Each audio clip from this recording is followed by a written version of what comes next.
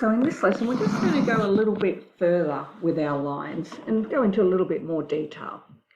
So two lines are going to be parallel if they have the same gradient.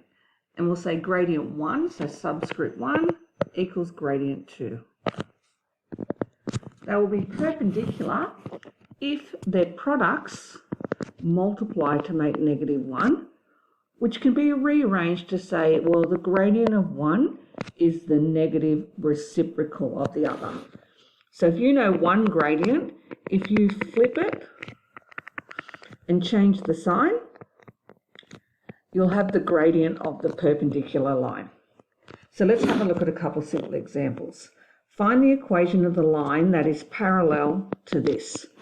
So first of all, what I'm going to do is rearrange that into the form y equals. So I'll minus the 2x to the other side, add the 7, and then I'll divide everything by 6.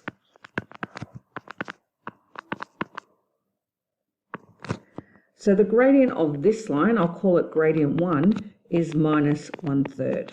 So the gradient of my new line will be the same. Gradient 2 will also be -1/3.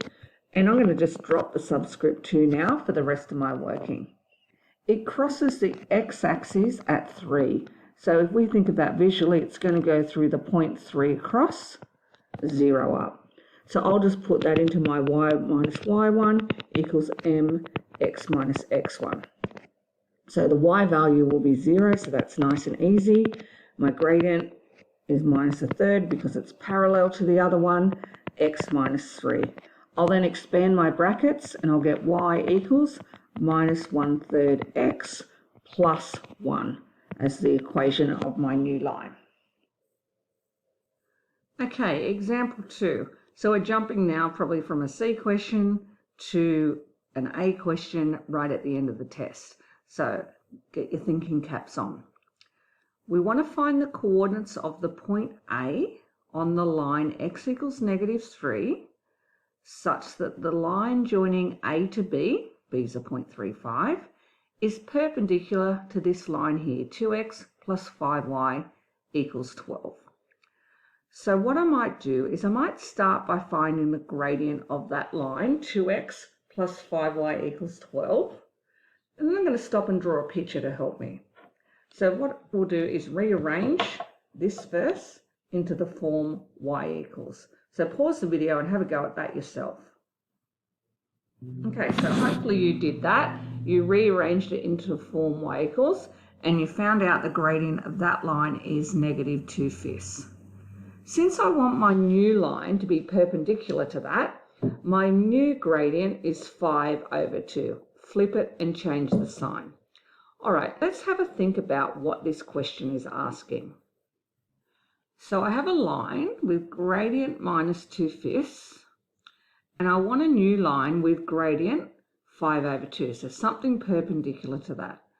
But this new line has to go through the point A and B. So let's think about where A and B might be.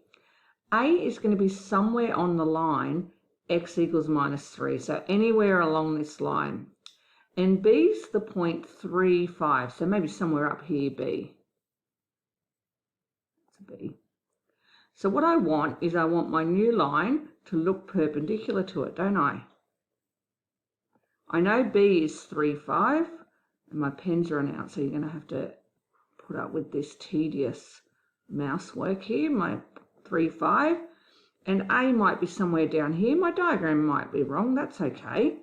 But it's going to be -3 something. And I might call that something y. I know that the gradient of AB, which I can find a formula for that, should equal 5/2. So let's do that.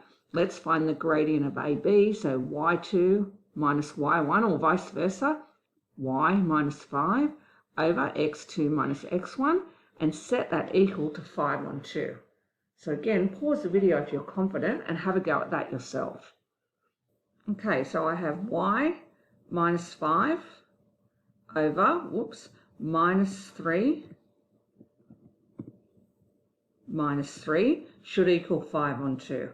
So let's neaten it up. So that bottom. So the denominator should equal negative 6. So we'll do some cross multiplying.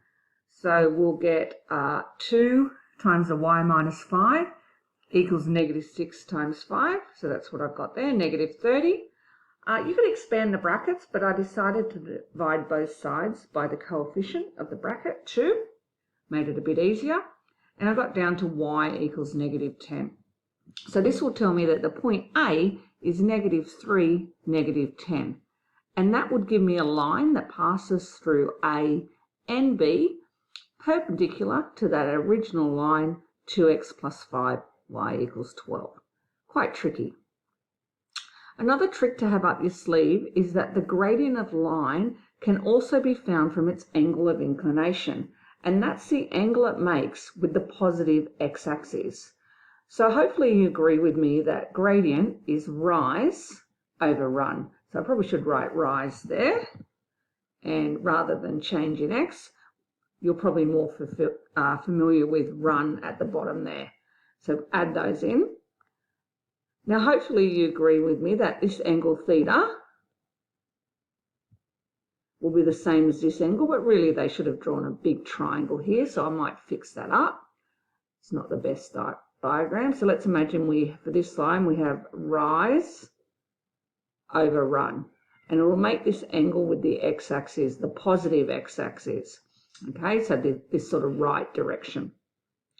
Now if I went tan theta, I would get opposite over adjacent, rise over run, which is the gradient. So I can say tan theta also gives me the gradient. So you might see some questions that pop in and say the angle of inclination is 45 degrees.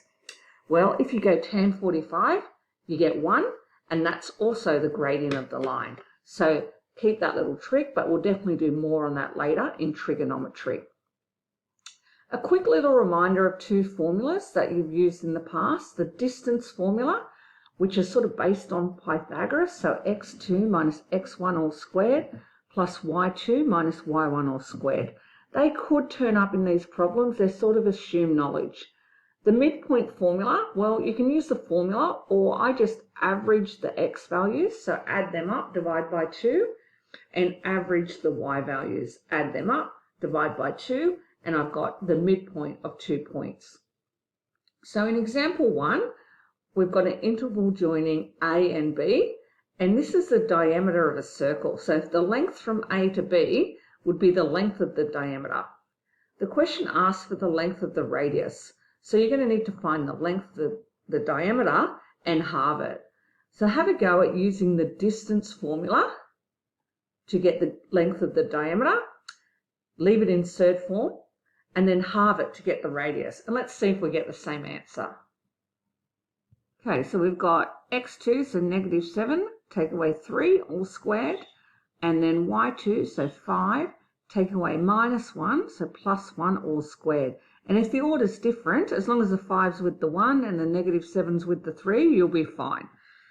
So what I like to do is work out what's under the square root first. So that's 136.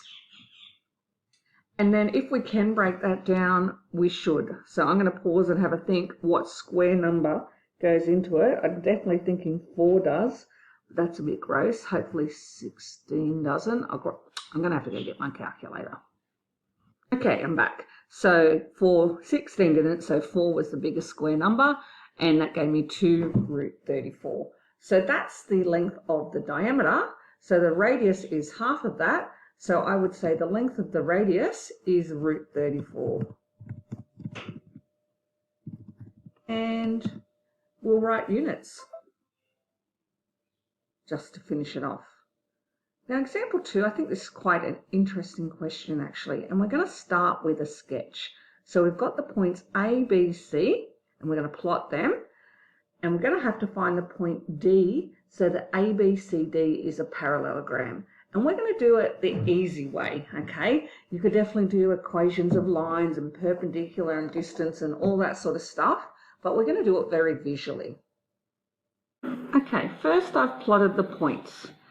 Now I need to find a point D so that ABCD is a parallelogram. Now, order is important. I can't, if I'm going to draw a parallelogram, I've got to go in order of the letters. So A to B to C, and now a point D. So roughly where would D be to make a parallelogram?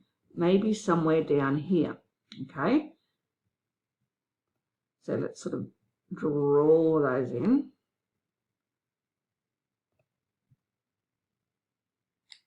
All right, so let's have a look. How did I get from, say, I'm going to go from B to A. You'll see why in a moment. But if I was at the point B, how would I get to A? Okay, so I'm at 5, and I go down to -2. So I'd go down 7 units, and then I'd go to the left 3 units from 2 to -1. So let's write that. Down 7 units, left 3 units. So now I'm going to do exactly the same thing for C. I'm going to go down 7 units. So I was at 1. I've gone down 7. So now I would be down at -6. True? Oh, God. -6. And then I'm going to go left 3 units. So I was at 4. And now I'm going to be at 1. So I can see that my point will be 1 across down to -6. I could also do that with the point C, so I'll show you what I mean there. So C is the point 4, 1. So with D, if I go down 7 units, that means my Y value changes from 1 to go 1 minus 7 to -6. And then if I go left 3 units, it's my X value that changes. So it was 4, 4 minus 3, it's at 1 units. I like to do it visually on the graph, but you could definitely minus your X's and minus your Y's. I guess if you're doing that way, perhaps you want to do it in the other order. You want to go left first, then down. Okay, so we're going to leave it at that. That's probably enough what you need to know for this, and we're going to ignore that next example.